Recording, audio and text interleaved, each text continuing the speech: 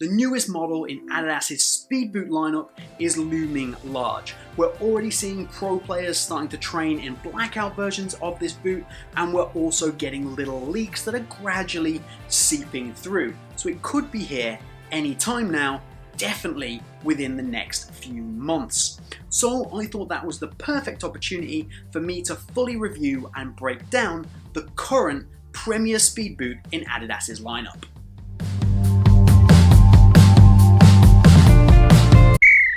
What's up guys, welcome to BootWizard Boot Reviews. I'm James, and today we are doing a pretty overdue full review of the X19 Plus. Now I've playtested this, I've unboxed this, I've put it in a boot battle with the Vapor, I've had it in a boot battle with the X19.1, but I've somehow not managed to do a full review. So we're going to fix that today, we're going to full review it, and we're going to see how it compares to the previous generation X18 Plus and how it compares to its little brother, the X19.1. If you do like Laceless boot reviews, do remember to hit the like button on this video and get subscribed. And if you do want to decide what we review next, then consider becoming a Patreon. Head over to patreon.com/bootwizard where you can pledge and support the channel. Well, that's enough of that. Let's get on with it. Let's see how these boots do right now. So the upper on the X19 Plus is made out of something Adidas called X-lay skin, and that comprises of three main elements. So you get an internal support cage. This hardwired pack colorway is actually really good to see this in, because you can see all of these gaps here. If I were to shine a light through this, you can see straight through the boot, and those are the cutouts in that internal support cage. On top of that, you have something that is called engineered warp knit, and that is all of these blue lines that run all the way around the boot here. So it's actually a knitted component to this boot, and what that does is it provides some of the structure for the boot. So it aids the lockdown, the responsiveness, the overall feel, and it also gives a little bit of texture because they're ribbed and raised off the surface. So it gives you a little bit of a touch and feel advantage as well, even though it's not particularly going to change your game. And then on top of that, we've just got a polyurethane coating, which basically protects and binds everything together. So all of that means this is softer, lighter, more flexible, and thinner than what we got on the X18 Plus. So despite the only change coming in the upper, everything else on the boot is fundamentally the same. It's a big enough, significant enough change to make this a worthy X19 over the X18, and it is significantly better. The issues start to come when we compare it to the X19.1. This is actually made with a speed mesh upper, so this isn't a simple case of taking the laceless version and slapping laces on it. It's actually a totally different upper, albeit fairly similar. The speed mesh upper is softer, it is more flexible, but it doesn't offer you that same thin, close to the ball barefoot touch that you get on the 19 Plus. So if you're looking for the thinnest, most barefoot touch of these two boots, the 19 Plus definitely takes it. However, of course, these have laces, which means that they are entirely customizable. These are going to fit around your feet a lot better. The lockdown and responsiveness is 100 times better than what you're going to get from the 19 Plus. So I think the 19.1 is better purely by the addition of the laces, but the sharper, more barefoot touch is on the 19 Plus, and it's nice to have at least one advantage to buying a laceless boot. The X19 Plus, in upper terms at least, might be the best laceless boot that Adidas has ever made. It's better than the 18 Plus in almost every way, while maintaining that seamless, close to the ball feel with no interruptions. It does obviously still fall down when compared to the 19.1 because, well, laces. Looks wise, I'm quite a big fan of the X19 Plus. I think it looks great, and it is an area where I think it does look better than the 19.1. Those laceless boots just look so clean, even if they don't quite have it in performance.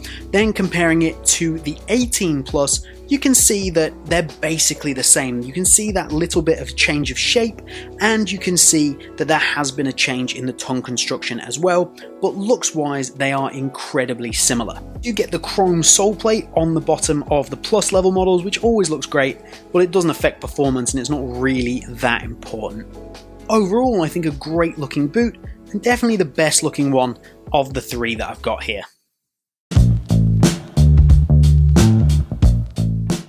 The sole plate and stud pattern, there is absolutely no point in comparing all three boots, because all three boots have exactly the same sole plate and stud pattern. So we're just going to look at the 19 Plus. The sole plate is the speed frame, which for all intents and purposes is the sprint frame that Adidas have been using for years. And there's a reason they've been using it for years. It's lightweight, it's stiff and responsive through the midfoot and the heel, and it gives you a nice spring back with a good amount of flexibility in the forefoot.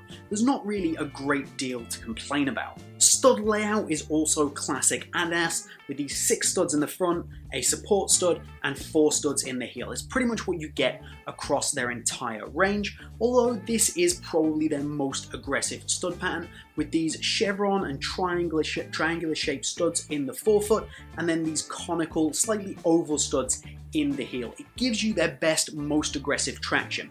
And it's hard to hate on something that as a package just works this well. So if you're looking for something that is aggressive but maybe not as insanely aggressive as what you're going to get from the Mercurial with that Aerotrack spine and those really much longer, more aggressive chevron studs, this could be the way to go. I don't have any complaints. Would I like to see Adidas try something new, maybe go a bit more aggressive? Yes, I would. But this is very, very good.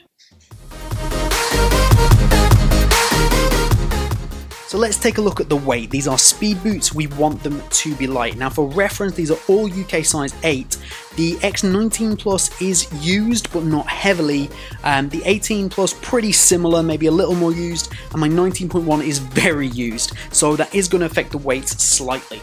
But if we put the 19 Plus on the scales, that comes in at 192 grams. Now that's basically one of the lightest boots on the market at the moment. It's really good. It's a great speed boot weight. And surprisingly, this isn't always the case. Looking at you, Predator, the laced version actually comes up a little bit heavier. It's not very often, because of the extra structure that they have to add to laceless boots, that you get a heavier laced, but in this situation you do. So that's good news, especially considering you're paying more. Then we've got the 18 Plus. That one's coming in at 201 grams, so there's a nice amount of weight shaved off between the 18 and the 19 Plus. And then finally, just to prove my point that they are one of the lightest boots on the market and they can compete with anything, we have the Vapor, which weigh a couple of grams more than the X19 Plus. So if a lightweight boot, a lightweight laceless boot is what you're looking for, this is definitely worth your consideration. And here we have a problem, because the X19 Plus has a problem that plagues almost every boot in the Adidas lineup. And that's the fact that the Plus laceless models retail for €280. That is a very expensive football boot. And then what you can do is you can go out and pick up the 0.1 models, this one here, the X19.1, retailing for €220. So you can save €60 by picking up the laced model, which offers much of the same sensations and feelings that you're going to get from the Plus model, but with laces, better lockdown, and in my opinion is overall a better performer. So why would you spend the extra €60? Value for money wise, it's just not. There is no value for money here when you can consider and compare it to what you can get from a 0.1 model.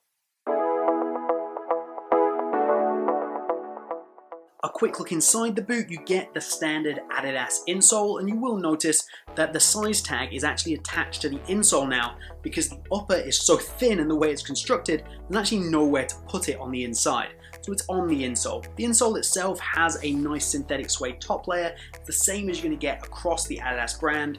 It's not going to offer you much in the way of underfoot cushioning, but it's a regular insole that you'd expect on a top-end boot in 2020. The rest of the boot is, as you can see, this construction of the X-lay skin with that internal cage, which is basically straight against your foot. So there's not much in the way of padding or anything there, but there is some fantastic padding in the heel, which are these two triangular bumps which have grip dots on them. And for me, this provides the best heel lockdown on the market. This grabs your heel, locks it in place, and it's a really fantastic feeling. You get this on the Plus, you get it on the 0.1, and if Adidas completely changed this boot with the new model, they should definitely keep that. I absolutely love it. On feet, we go back to the laces or laceless discussion because the X19 Plus is a predetermined shape. If your foot fits in and fills the area within the boot, you're going to get a good fit. But that's not going to happen for everybody. It's not going to happen for that many people at all. So most people are going to find a better fit with the laced version. However, when we compare this to what we got from the 18 Plus, the shape that's been adjusted makes this boot far superior.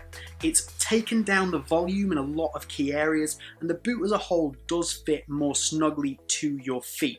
It's a big improvement. So size-wise, I've gone for my regular size UK 8, so my advice is to go true to size. Width-wise, these should fit most people. There's actually a reasonable amount of width here. However, there's not a lot of stretch in the upper.